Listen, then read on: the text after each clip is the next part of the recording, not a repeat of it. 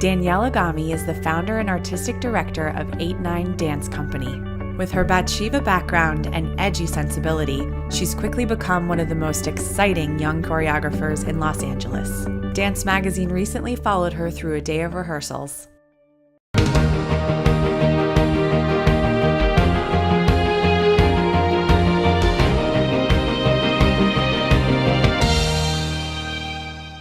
I was happy to hear you taught a good class. It's a nice... I didn't tell you that I did that. Yeah, but I know everything. My name is Danielle Agami, and I'm the artistic director and the founder of 8-9 Dance Company. So my first meeting this morning was with Sarah Butler, one of my dancers, and I'm very lucky to have her because from the very first day I knew that this is going to be powerful and hypnotizing. I could say, the same about my second meeting today, Rebecca. There is this richness to the options that I have with them. Sitting down and speaking with them feels like home.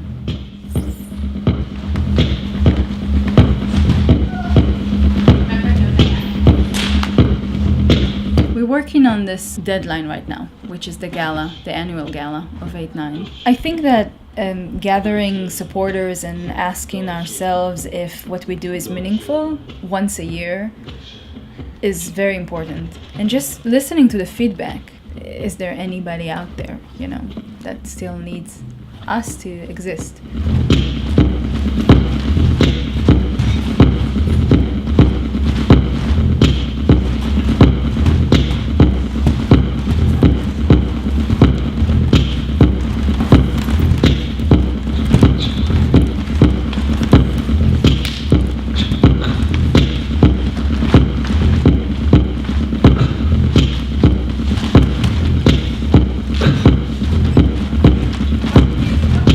Making new things for the gala, so we're experimenting with a performance in the round. So this part when they walking with this march and kind of a militant kind of atmosphere, and then they push into the space. It's hard to pay attention carefully to the path of the people in front of you, which is an improvised path at the moment, and then they have to count and they have to remember who's before them, and they need to calculate how they want to appear in the space. They have the freedom to change that.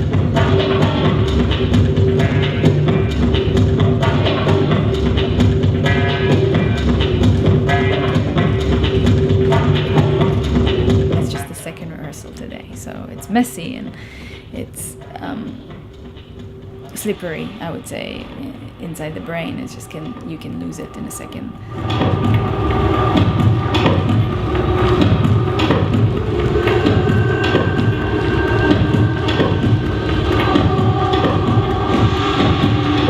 I was born in Israel, in Jerusalem. When I was 3.5, my mom took me to a rhythm and improv kind of class. She asked the teacher to do her a favor.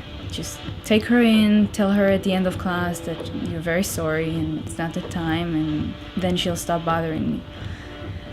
So the teacher took me in, and at the end of the class she told my mom, I'm sorry, but that sense of rhythm and the joy that she experienced, I don't think you should stop it. I think you should bring her, and it doesn't matter. Her age doesn't really matter. And so I started dancing when I was 3.5, classical ballet around the age of 5. And I went to the Academy of Music in Jerusalem when I was 12, thinking actually that I will stop when I'll turn 18. But then I went to do an audition for the Bathsheba Dance Company, and I got into the ensemble and made me a professional dancer.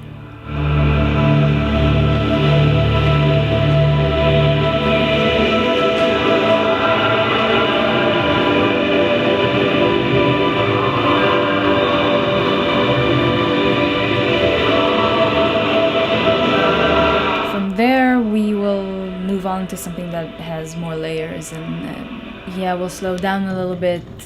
And I like this because different dancers will be close to you at this moment and very far from you from another chair, and because it shows each central animal that is in the cast of 8-9.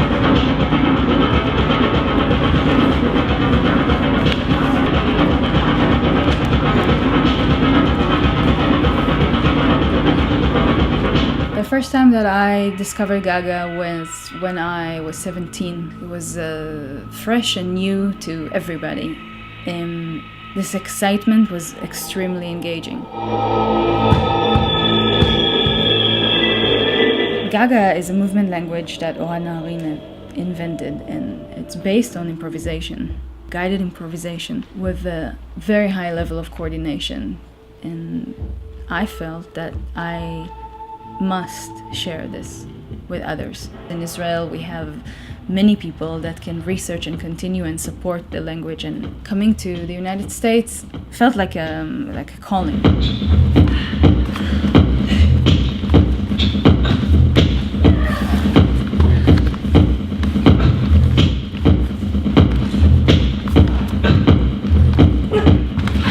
The third part that we rehearsed today, I still haven't choreographed it, but we're gonna be sitting just like them, in front of them, and I want to see how can I play with that level of, just visually, we're looking at someone that is sitting in front of us, exactly the same height, the same lighting, and still stay very playful.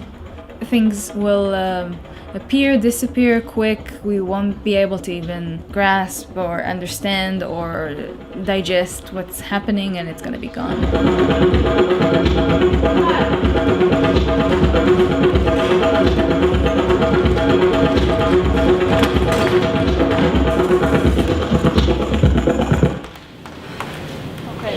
I think I learned that having a company is a very wide mission. I'm not just taking care of the spacing and the costumes and the lighting. I have to think about the marketing and the website and the club and the supporters. Thank you.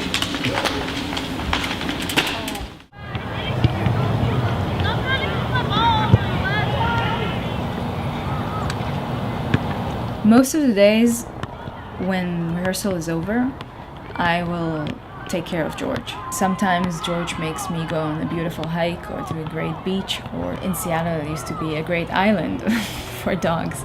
He helps me to connect to nature and connect to almost to gravity, honestly. Looking at the moon, looking at the stars, looking at the sun, all of those things affect me a lot.